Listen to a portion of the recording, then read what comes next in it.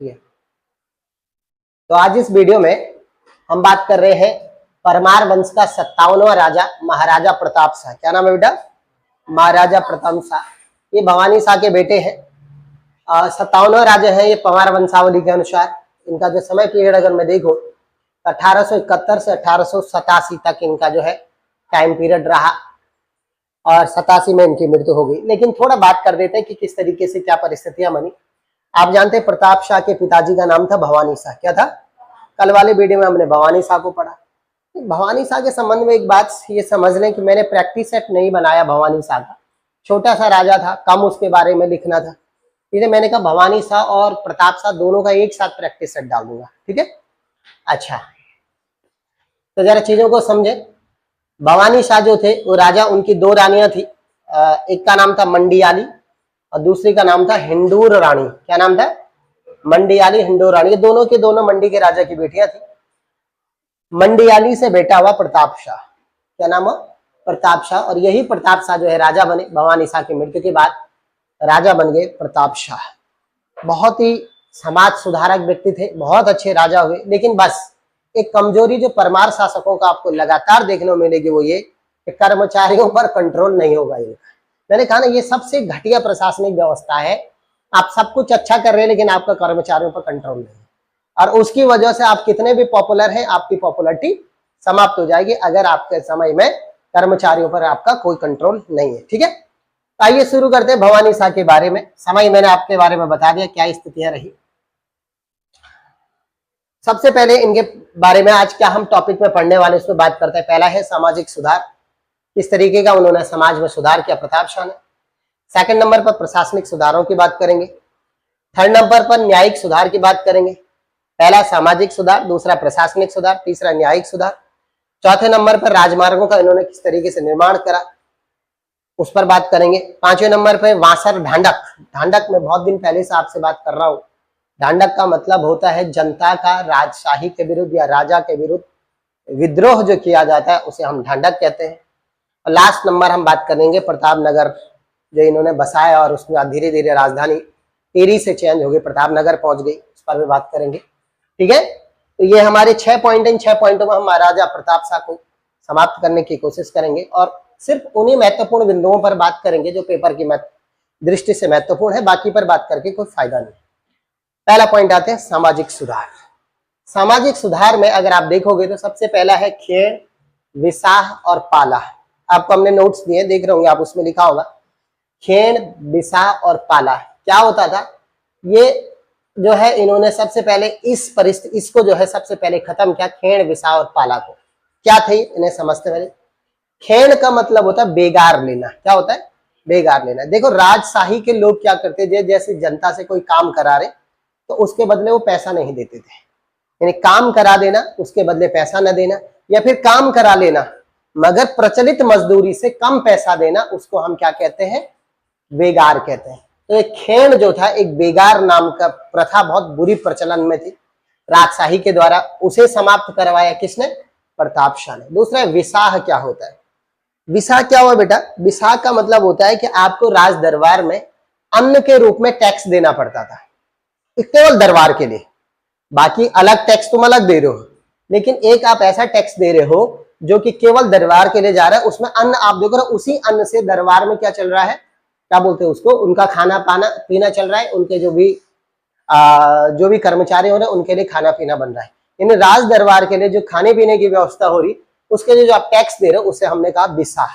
अब एक कर है, उसके बदले आपको पैसा नहीं मिल रहा है, जबकि राजा है भाई, वो खरीद करके अपने लिए व्यवस्था कर सकते हैं। तो ये बुरी प्रचलन व्यवस्था थी वहां उस दौर में, उसको भी समाप्त किया। और तीसरा था पाला। राज परिवार के लिए आपको अपने घरों से दूध, दही, घी आपको हर दिन पहुंचाना पड़ता था राज दरबार में। तुम्हारे लिए दूध आ गया, तुम्हारे लिए घी आ गया, तुम्हारे लिए दही आ गया, और वो आप खाओ भैया, ऐश करो, मजे लूटो।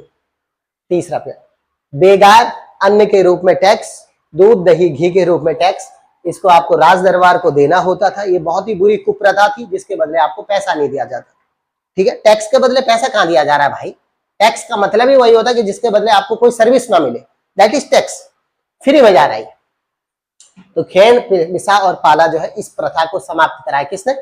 प्रताप शाह ने। क्लियर हुई बात? कोई दिक्कत है? ठीक है। एक है तो दास प्रथा, ये बड़ी इंपॉर्टेंट है। आपने देखा होगा कि अभी मैंने पढ़ाया नहीं, शायद मैं आपको पढ़ाऊंगा, जो गोरखाओं का जब मैं समय पढ़ाऊंगा बाबू, तो गोरखाओं के काल में अगर आप देखोगे तो लोगों को दासों के रूप में बड़ा बेचा जाता था। इवन अगर कोई बंदा भूमि कर नहीं दे पा रहा है तो उसको 10 रुपए से 100 रुपए के बीच में बेच दिया जाता था। कितने में? 10 रुपए से लेके 100 रुपए में बेच दिया जाता था। यहाँ हरिद्वार में भीमगोड़ा बैराज के नजदीक जो है इंसानों की मंडी लगती थी, जैसा आज के जमाने में किसकी लग रही है बेटा, सब्जियों की मंडी लग रही है, उस तरीके से मंडी लगती थी और इंसानों को 10 रुपए से 100 रुपए में बेचा जाता था गोरखाओं के जमाने। साफ साफ कहा प्रताप शाह ने, अब ये सबसे बुरी प्रथा दास प्रथा को समाप्त किया जाएगा। भारत में बड़ा प्रचलन में था दास प्रथा। अगर आप ऊपर देखोगे तो अंग्रेजों के जमाने में एलन वरो ने दास प्रथा को समाप्त, उसके पीछे बहुत बड़ी लंबी कहानियां चल सकती है। तो दास प्रथा को समाप्त करने में महत्वपूर्ण योगदान किसका रहा बाबू? प्रताप शाह का। ठीक है, अगर आपसे कोई पूछेगा कि भाई टिहरी राजशाही में दास प्रथा को समाप्त किसने किया, तो आपका उत्तर होना चाहिए महाराजा प्रताप शाह ने। ये सामाजिक सुधार आपको समझ में आए? इस तरीके से सामाजिक सुधार किए किसने बेटा? अब आइए सेकंड नंबर पे आते हैं कि प्रताप शाह ने प्रशासनिक सुधार किस तरीके करे। किसकी बात हो रही? किस तरीके के प्रशासनिक सुधार किए? देखो प्रशासनिक सुधार की अगर मैं बात करूं, सबसे पहले उन्होंने कहा, राजा ने कहा भैया सबसे पहले मुझे सुधरना होगा, मुझे प्रशासन में डायरेक्ट इंटरफेयर करना होगा। तो उन्होंने एक नियम बनाया कि साल भर में मैं 2 से 3 महीने राज्य के भ्रमण पर रहूंगा। आपको जब मैंने अशोक पढ़ाया तो याद होगा, अशोक ने भी अपने शिलालेखों में अपने राज्य के कर्मचारियों को कहा था कि आप प्रत्येक 5 वर्ष में आपको क्या करना है? राज्य के भ्रमण में जाना है। क्या प्रताप शाह ने किया कि भाई साल भर में कम से कम, पहले तो 5 साल में, नहीं तो पहले तो 1 साल में, नहीं तो 4-5 साल में, जब भी वो 2 से 3 महीने आपको भ्रमण पर जाना पड़ेगा। ठीक है, भ्रमण पर जाओगे तो आप जनता की क्या क्या परेशानियां हैं, क्या दिक्कतें हैं, वो आप डायरेक्ट समझ पाओगे, है ना। अकबर को भी अगर देखते थे आप तो अकबर भी ऐसे बड़ा जाता था उसमें देखने के लिए प्रजा के बीच में। ठीक है, आज भी कई ऐसे अधिकारी होते हैं जो जाते हैं। तो प्रशासन में सुधार करने के लिए पहला कदम उन्होंने ये उठाया कि जनता में जा जाकर के उनकी समस्याओं को सुना और जो उनकी दिक्कतें थी उन्हें राजशाही के लेवल पर उन्हें सॉल्व करने की कोशिश की। पहला पॉइंट तो ये। दूसरा, प्रशासनिक सुधार को और भी अच्छा करने के लिए उन्होंने एक काम किया, पूरा जो उनका टिहरी गढ़वाल वाला हिस्सा था उसे 22 पट्टियों में बांटा। कितने में बेटा? तो जो टिहरी गढ़वाल उनके पास था उसको 22 पट्टियों में जात बांटा। अब आपके पास प्रश्न आएगा कि वो टिहरी राजशाही का वो राजा जिसने जो है किसको, पूरी टिहरी गढ़वाल को 22 पट्टियों में बांटा, तो राजा कौन था? प्रताप शाह। क्यों? प्रशासन करने की दृष्टि से आसान हो जाता है। दूसरा, और भी एक चीज और हो जाता है कि भैया आपको रेवेन्यू वसूल करना है, टैक्स वसूल करना है, तो उस टैक्स को वसूल करोगे आप तो क्या करोगे, कैसे करके उसको करवाओगे इतने बड़े राज्य से। तो इसलिए उन्होंने छोटी छोटी पट्टियों में डिवाइड किया और उन पट्टियों का जो हेड रखा गया उसको नाम दिया गया कारदार। क्या कहा बेटा? कारदार, पट्टी का प्रमुख। अगर अंग्रेजों के जमाने में अगर आप देखोगे, वहीं पर अगर मैं बात करूं, मैं जरा समझाता हूं चीजों को, आप अच्छे तरीके से समझे और अच्छे तरीके से चीजों को समझे। मैं जरा मैप आपके सामने बना देता हूं जिससे आप और अच्छा समझे। चलो ऐसे बना देता, फिलहाल ज्यादा वो नहीं करते। देखो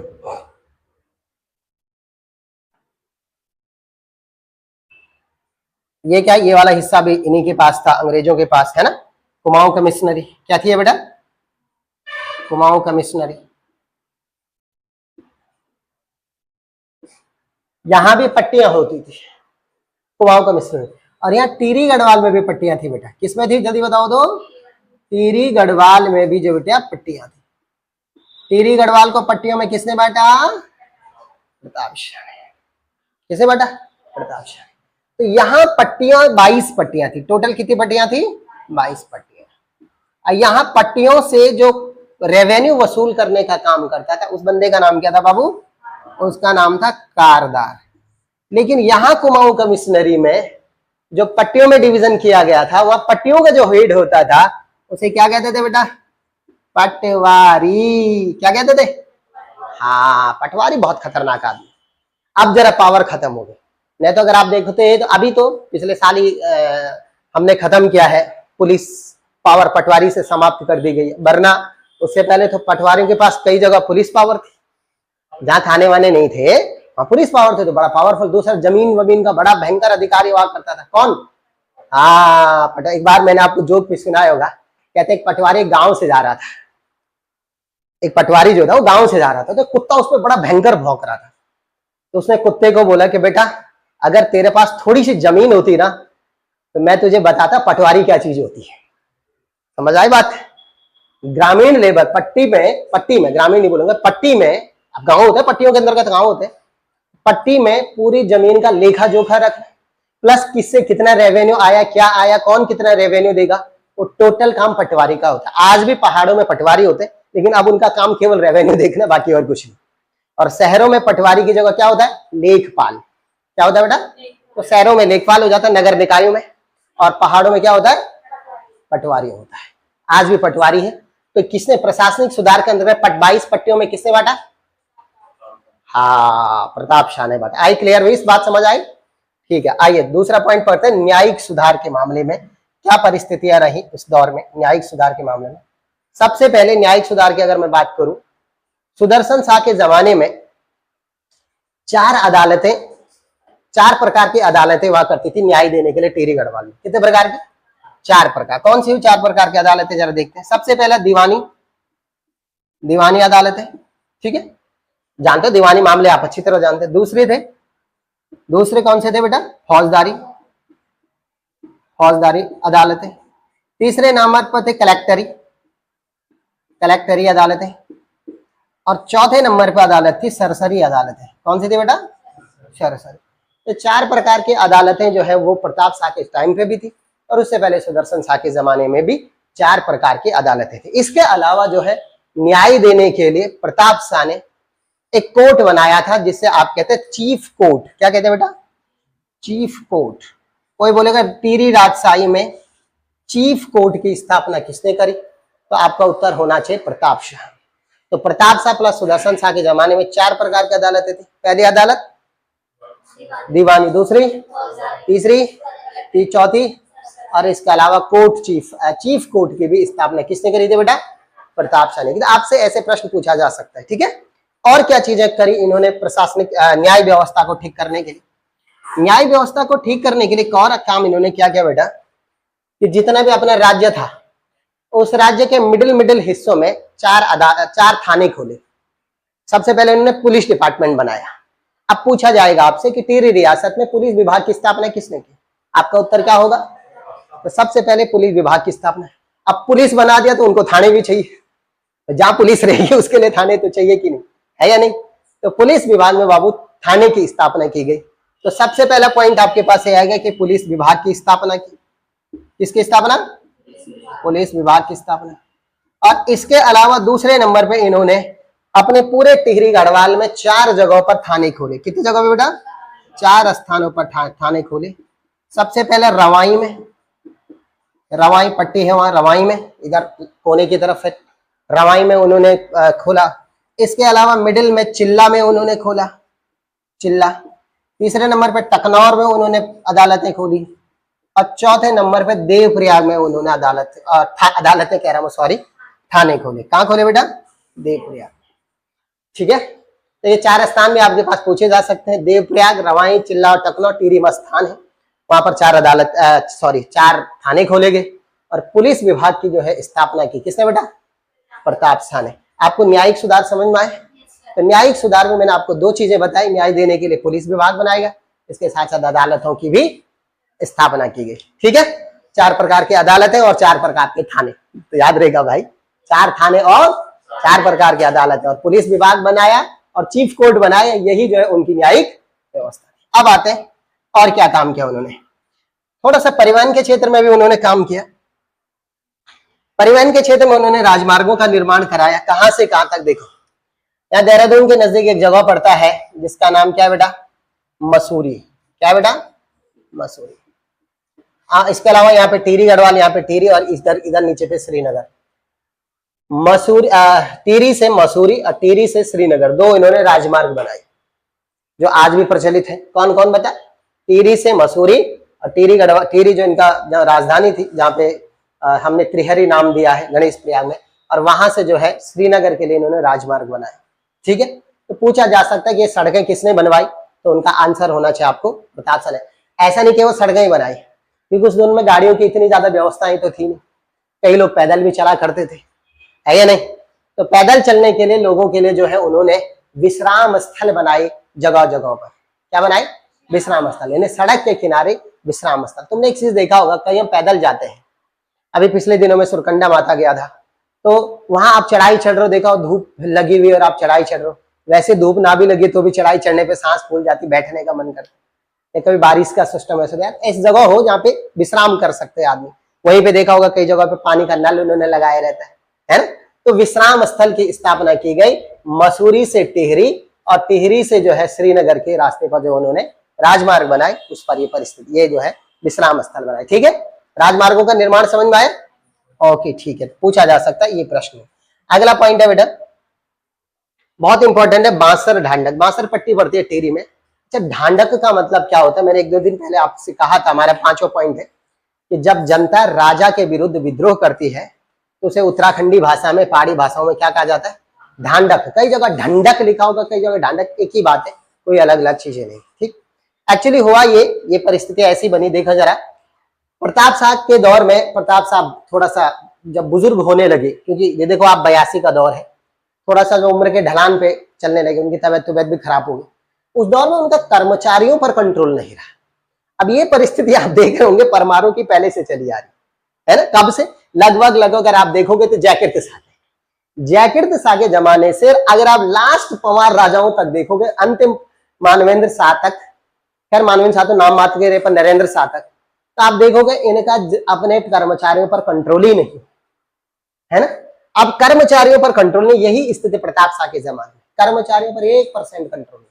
तो कर्मचारी क्या कर रहे हैं? जनता का शोषण कर रहे हैं। क्या कर रहे हैं बेटा? जनता का शोषण कर रहे हैं, और अलग अलग सुधारों के नाम पर जो है जनता से एक से एक प्रकार के टैक्स ले रहे हैं, उल्टे उल्टे तरीके से जनता पर टैक्स लगा रहे हैं। इससे जनता बड़ी परेशान हो गई। टिहरी के बांसर पट्टी के एक व्यक्ति थे जिनका नाम था लक्ष्मू कठैत। क्या नाम था बेटा? लक्ष्मू कठैत। इनके नेतृत्व में जो है टिहरी के बांसर पट्टी के लोगों ने और पूरी जनता ने ढांडक किया, मतलब होता है राजशाही के विरुद्ध। राजशाही के विरुद्ध क्या किया बेटा? विद्रोह किया। क्या किया? बुरी स्थिति है, प्रताप शाह की बूढ़े हो गए हैं, चीजों को संभाल नहीं पा रहे हैं, कर्मचारियों पर कंट्रोल नहीं है, और यहाँ भयंकर लेवल पर विद्रोह चल रहा है। कई लोग कहते हैं कि जनता राजा महल में है, बीमार पड़ा हुआ, कई कहते हैं कि जो है वो अपना आनंद कर रहा है, उसे कोई मतलब नहीं है, और बाहर जो है वो जनता बहुत तगड़े लेवल पे विरोध कर। इतना विद्रोह खतरनाक हो रहा। लक्ष्मू कठैत एक व्यक्ति है, उनकी नेतृत्व में प्रताप शाह के कर्मचारियों ने इस बंदे को दारू पिलाई, और दारू में विष पिलाया, मदिरा पिलाई और मदिरा में विष पिलाया, और धोखे से विष पिला करके लक्ष्मू कठैत की हत्या कर दी। ठीक, समझ में आ रही बात? धोखे से जो है दारू में, मदिरा में जहर मिला करके लक्ष्मू कठैत को मार दिया। इधर प्रताप शाह को कोई पता नहीं है वो क्या है। क्लियर हुई बात? अब बोलो भाई। ठीक है, तो ये स्थितियां रही किसकी? ये स्थितियां रही प्रताप शाह के जमाने में, जब कर्मचारियों पर कंट्रोल नहीं रहा। आज का लास्ट पॉइंट है प्रताप नगर की स्थापना। ठीक है, 1877 में किसने? प्रताप शाह ने टिहरी के सामने ही, जहां पे इनका टिहरी जो राजधानी थी, त्रिहरी में, जहां पे आज टिहरी आप कहते हो जगह पर्टिकुलर, उसके ठीक सामने जो पहाड़ है उसके ऊपर उन्होंने प्रताप नगर की स्थापना की। किसकी? प्रताप नगर। और उसके बाद वो राजधानी टिहरी से कहां लेके गए? प्रताप नगर लेके गए। तो मैंने आपको बताया था कि जो पुराना दरबार था, बताया था मैंने, सुदर्शन शाह से लेकर के और प्रताप शाह तक के राजाओं का वो क्या रहा? निवास स्थल रहा। और उसके बाद प्रताप शाह अपनी राजधानी को लेकर के कहां चले गए थे बेटा? प्रताप नगर चले गए थे। उन्होंने प्रताप नगर की स्थापना की, और उसके बाद जो है धीरे धीरे करके वो टिहरी का जो पुराना वाला हिस्सा था वो पुराना पड़ गया, क्योंकि अब राजधानी परिवर्तित हो गई। ठीक, तो आज इस वीडियो में हमने मुख्य रूप से 6 पॉइंट पर बात की। सामाजिक सुधार, खेड़ विषा पाला, दास क्या होते हैं, सब बारे में, प्रशासनिक सुधार, न्यायिक सुधार, राजमार्गों का निर्माण, बांसर ढांडक और प्रताप नगर जो राजधानी परिवर्तन हुआ उसके बारे में हमने बात की। ठीक है, तो यही महत्वपूर्ण पॉइंट है जो आगामी परीक्षाओं की दृष्टि से बहुत ही महत्वपूर्ण होने वाले हैं। आपको वीडियो कैसा लगा हमें कमेंट सेक्शन में जरूर बताएं। आपको कुछ कहना है? कोई दिक्कत तो नहीं? ठीक है, याद हो गया होगा। बाकी मैंने आपको नोट्स भेज दिए, तो आप नोट्स घर में जाकर के उतार दें। ठीक है, ओके, ठीक है, बहुत बहुत धन्यवाद।